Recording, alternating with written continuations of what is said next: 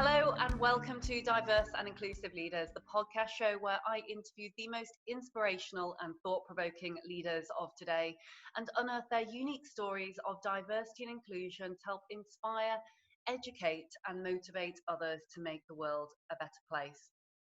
Today, I'm delighted to be joined by Cecelia Crossley. Cecelia is the founder of a wonderfully unique organisation called From Babies with Love.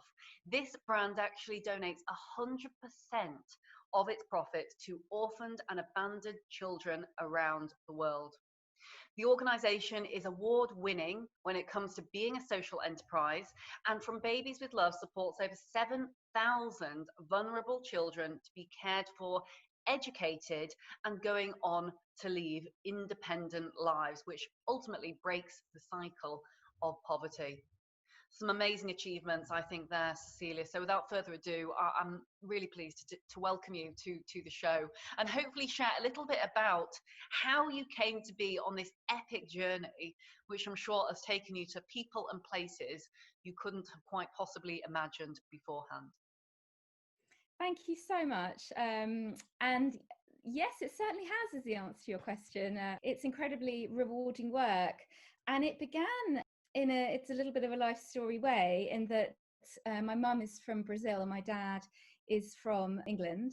And I used to go on family holidays to Rio to visit my gran and my family. So when I was a child myself, I used to see children living on the streets. And on reflection, looking back on that, it's very much informed who I am and indeed my career path. You know, I grew up in a corporate environment. I trained as an accountant in a Big Four firm, and I learned about the context of working in a place that wasn't as diverse as it is now. Back then, I'm going back a while, and things have moved on, I'm very pleased to say. I kept toddling off to the CSR department and getting involved in all sorts of projects and asking for more work, pro bono work, that had nothing to do with what was actually in my job description. And that actually led me to move into finance roles in the charity sector, into international development. And I worked all over the world in those roles. And through that work experience, learned more about global issues and the work NGOs do to try and address them. And I also, in that work, learned about social business, the language of impact investing, social investment, social enterprise was prolific in that profession. And that's more than 10 years ago already. And I find these concepts fascinating, incredibly interesting and inspiring. And I think the potential for business to help prevent and then also solve many of the different problems we face is huge. And I was just really interested to be a small part of that, actually a big part of that. and from there, it's a complete cliched story in that I became a parent, and I was on a very traditional maternity leave, and I had a creative idea. I had the idea for From Babies with Love, which, as you kindly introduced, speaks to the really poignant emotions we go through in becoming parents. And of course, our own children are our priority, but our concern for children everywhere just goes to a really deep place. And in a really positive way, it's that emotion that From Babies with Love speaks to. It empowers people to make change for less fortunate children with money that's going to be spent anyway, at a very happy, celebratory time, buying something beautiful for your children, sending gifts to friends and family and their little ones. And when I had the idea, I assumed it would be possible. I went home and Googled, where can I buy such products? It would make, there's nothing altruistic, it would make me feel good. I'd feel like, yay, I've spent my pounds in a really good way today. And it wasn't possible. And I'm the kind of person that, Uncle John's had a goat from Oxfam for Christmas, and Auntie Carol's had a kaftan from Kenya, and I've maxed out all those kind of gifts that already exist in what we think of as. My question is, well, why can't I buy everything else that I'm looking for in a way that also creates social change? Why can't I buy these items for children that I need and want to buy in a way that also helps vulnerable children? And that's how it began. Thank you so much for sharing. And first of all, I must commend you on the personal story and journey that you told so eloquently there. I think what's really beautiful is you've harnessed the power of your unique background. And we all have unique backgrounds. And, I also do. I'm Chinese and I was adopted. And I think it is amazing how much those early memories really do shape what we become as human beings. And so clearly the early experiences that you have being half Brazilian and seeing these poor children on the side of the street, not having the kind of opportunities that we perhaps do in the Western world, and harnessing that for good is just absolutely fantastic. So massive well done. And you must be so proud as well, because I know that you won a number of social purpose awards, have you not? So the business has literally gone full circle. Yes. Oh, I always feel a bit silly about the awards, but yeah, it's been incredible. The ones behind me there are the windowsill of pride up behind me. Yay! Federation of Small Business Awards there, and over there on that side is the Junior Design Awards, gold from them for the actual design and quality of our product. And in addition to our social purpose and existing to support vulnerable children, we also work really hard on the environmental credentials of our products. If we exist to help the next generation, we need to think about the world they're going to grow up in. It would be illogical to do anything else. So our cotton is certified organic, our wood is FSC, our candles are natural soy wax. All of these elements result in lovely tokens of congratulations from the design world, as well as in the social enterprise space, which is great. It's always a lovely boost to have that external validation. Wonderful. And I've had a look at the site, and you've got some really beautiful different things on there, which I'd love you to tell us a little more about in a short while. But I would love, first of all, if it's okay with you, just to spend a little bit of time on the parental side of things, because I think parenthood is perhaps something that isn't discussed as much as it should be when it comes to the broader diversity, inclusion, and belonging world.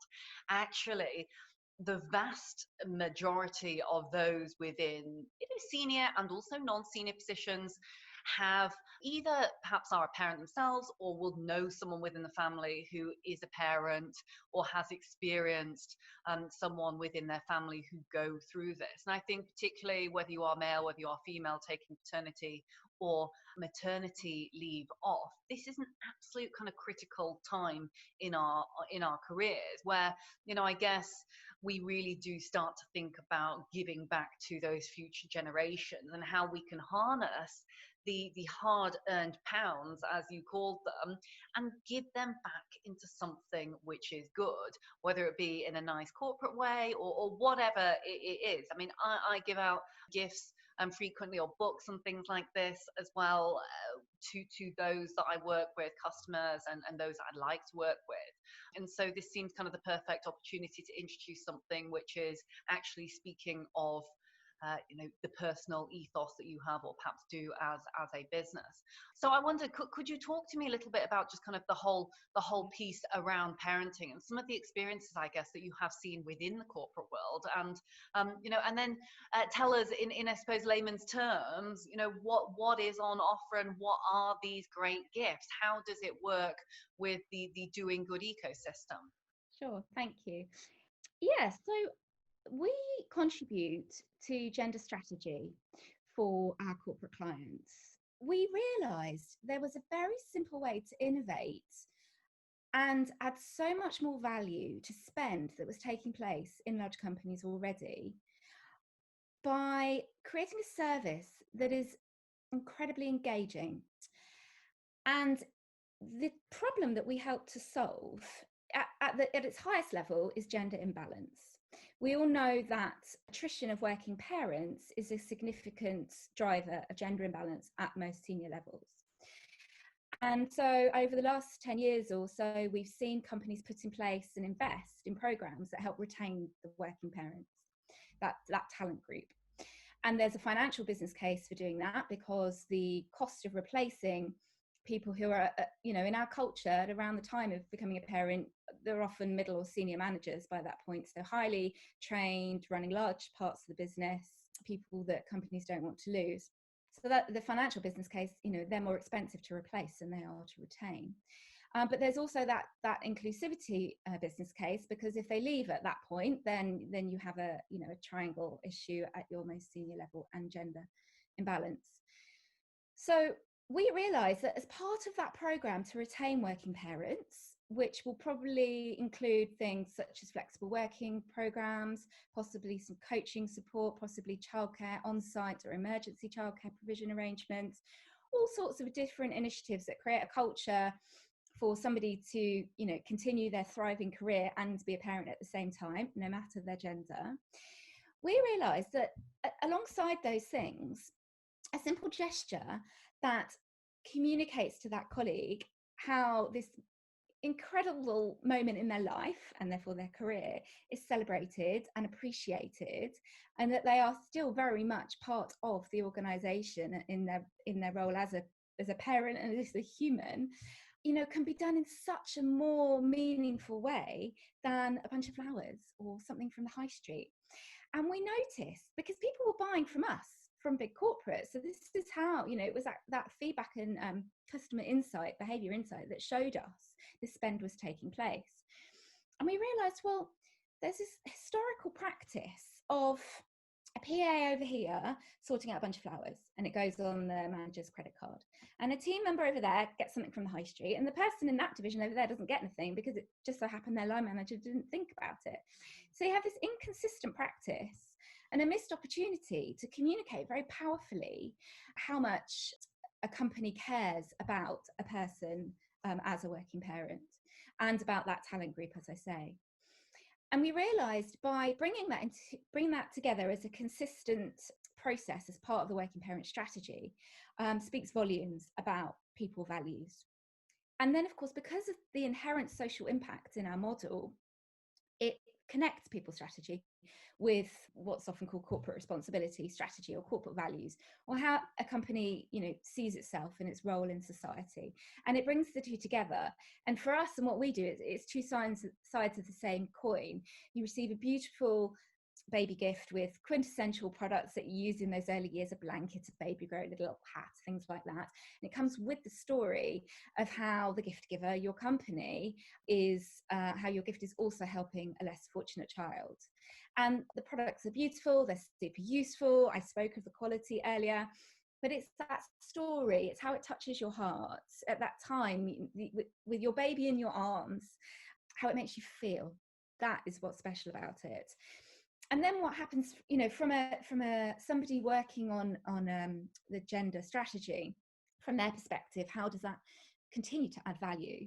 If you imagine every time those products are used, every time a blanket comes out the wash again and again, or baby's on the baby grow, because it's touched the heart, that a colleague remembers, and they're like, oh yes, this is the one that, company name, whoever gave to me, this is the one that's helping an orphan child. And so you have this ripple effect of engagement again and again, all across and beyond someone's parental leave, no matter if it's a traditional 2-week pat leave or shared parental or a whole year of leave. You have this very subtle, very unobtrusive, but very powerful communication going on. And it's just saying, we care, we're thinking of you and we care. And the reason that's really powerful is because communicating with people across that time is tricky, because everybody's different. So some people will want to be in touch, we check an email every day and almost as be like they never left work. Other people completely like, no, I'm on leave, I'm away from work, I don't want to think about work for 9 months, whatever it is. And you've got everything in between.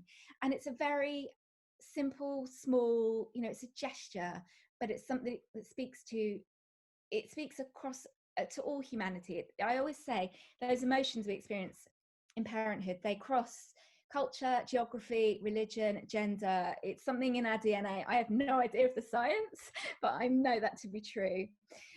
And that's the service that we provide. And diversity and inclusion leaders are often our key stakeholder, as they are the ones looking at how to retain their working parents as part of their gender programme.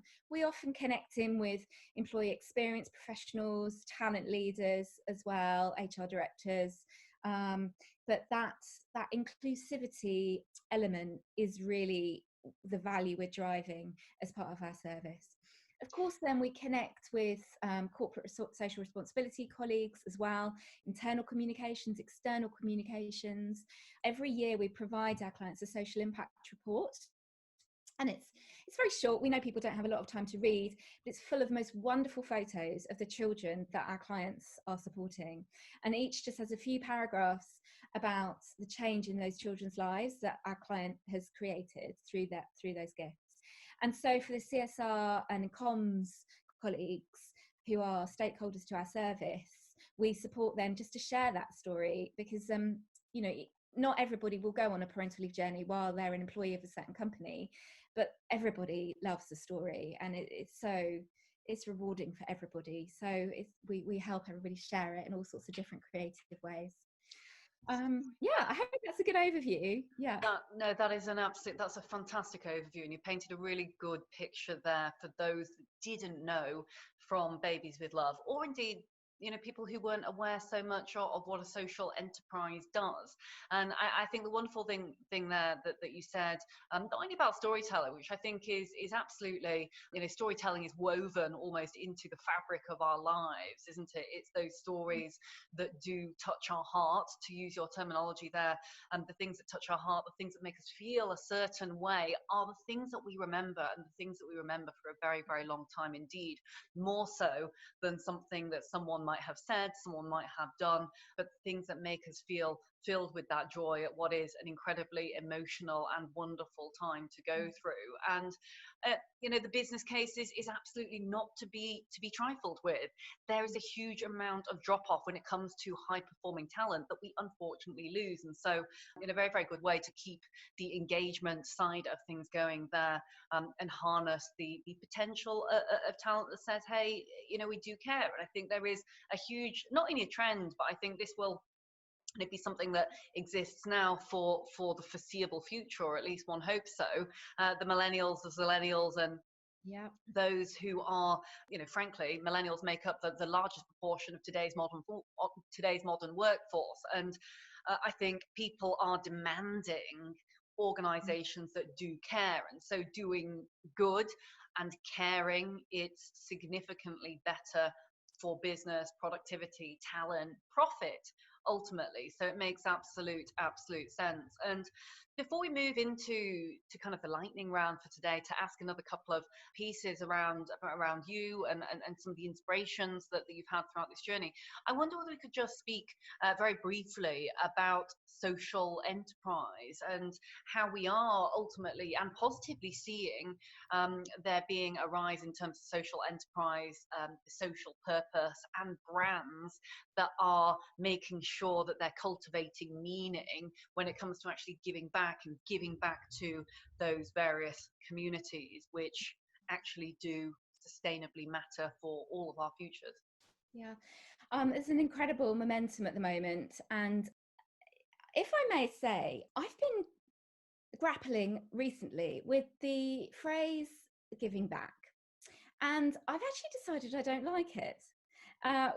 Which perhaps sounds controversial. The reason I don't like it is because I think there's something implicit in that you've taken in the first place, and therefore you have to give back. It's a really ingrained phrase in our culture, in our language, but I've just been questioning it recently. And it relates to your question about social enterprise, because giving back, I need to come up with a new phrase, don't I?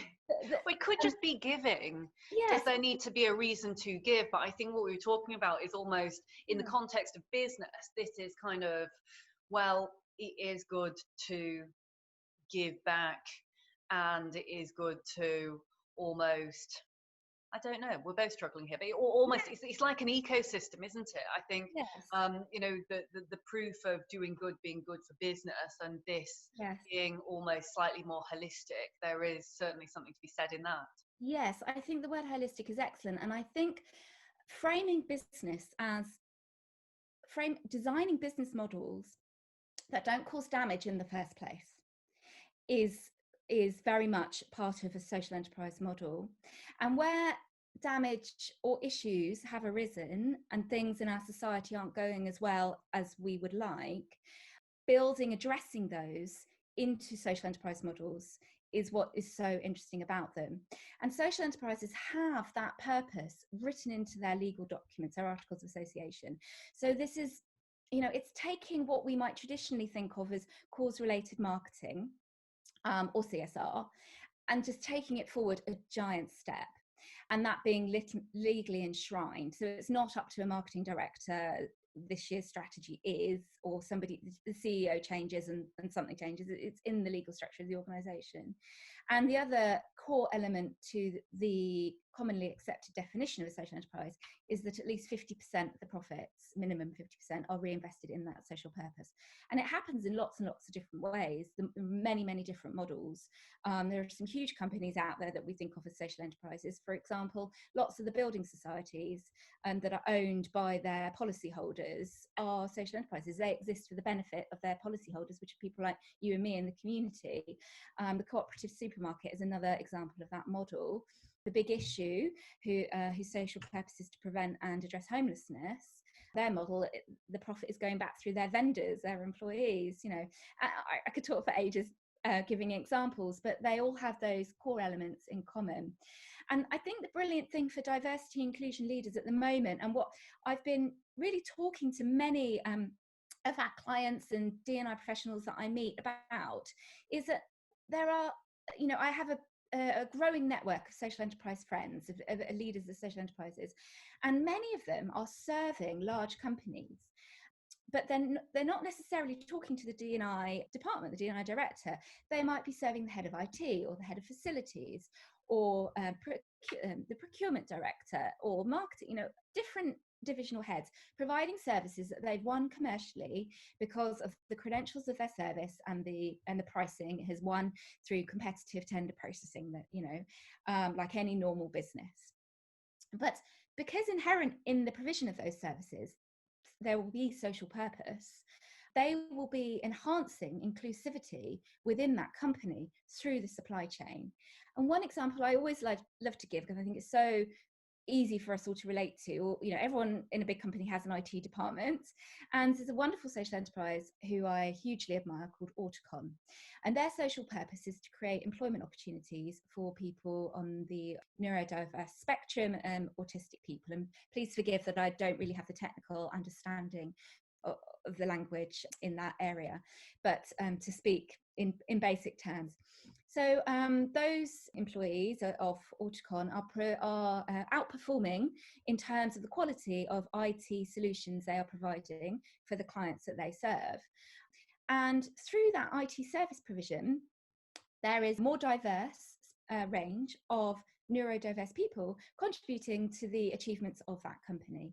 And what I came to realise was, we saw some cases where the diversity inclusion professional didn't know that was happening over in the IT division, and that there was a wonderful opportunity to try and share knowledge of what's taking place across social enterprises. This is just one example, so that the D&I leader knows it's happening, can include it in their strategy, can include it in their measurements, in their reporting, and then build on it and see where else are there opportunities where my colleagues leading different divisions are spending this money. How else can we switch out suppliers to further enhance diversity inclusion? And so I'm really interested in trying to connect the D&I professionals that we work with and that I meet with other social enterprises, as well as, of course, learning about From Babies with Love. And I think the more and more social enterprises that are supplying in to large companies, the scope is just huge. I once saw a map of the planets, like the map of planets that we learned at school, and the one nearest the sun, I think it's Mercury, I don't even remember, it's a really small planet, that kind of represented the sum of the FTSE 100 and Fortune 500 CSR spend of those companies.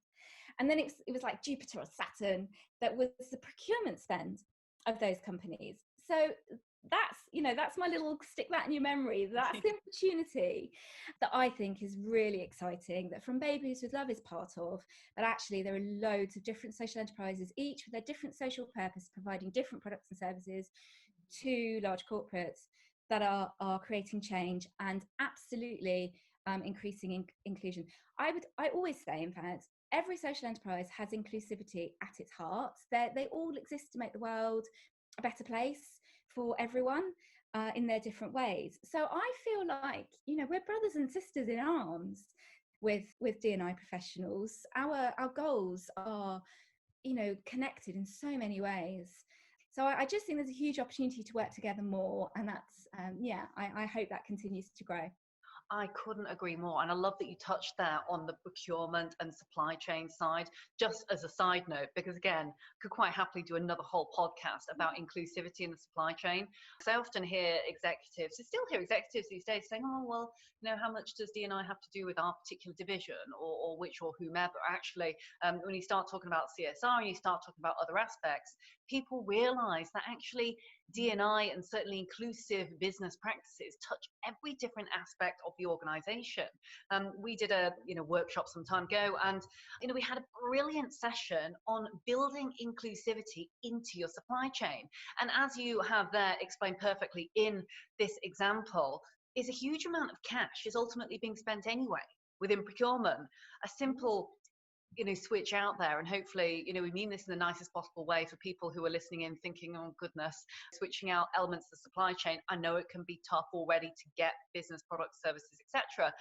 onto the radar, but where there are suppliers that are doing great things, great sustainable things for the wider society and community, and they can be put in there anyway for money that's being spent already, well, that instantaneously makes the CSR, the D&I and the B and the business for good increased dramatically at no extra cost. So, yeah. I mean, it is just absolute, it's not rocket science, and it surely is, well, clearly to you and I, and I'm sure for everyone else listening, thinking, well, that just makes absolute sense. Well, why wouldn't you do that? So, yeah. Anyhow. Yeah.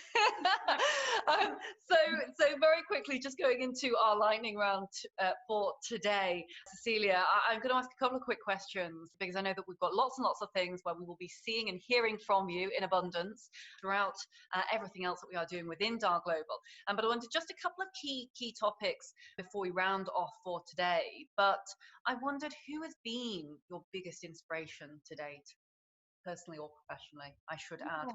Yeah, I absolutely love Anita Roddick, Dame Anita Roddick. She was the founder, she's passed away sadly, but she was the founder of The Body Shop, who I think is a household name for everybody.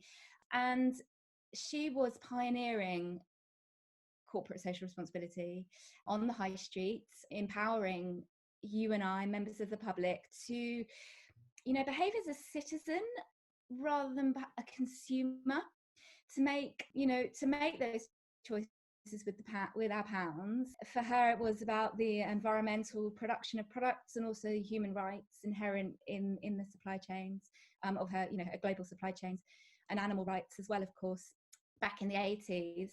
And so she was way ahead of her time, really, in showing us the opportunity to think of the power of business and how business can be a force for good. Yeah, so absolutely her. Wonderful. And finally, I wondered if you could go back to, I could be your corporate days or the young Cecelia, whether you would give any advice to your young self, or indeed to others who might be about to embark or even in their corporate path and wondering what to do next, whether there'd be any advice that you would impart upon them or indeed your younger self. I would say that everything that's hard is good.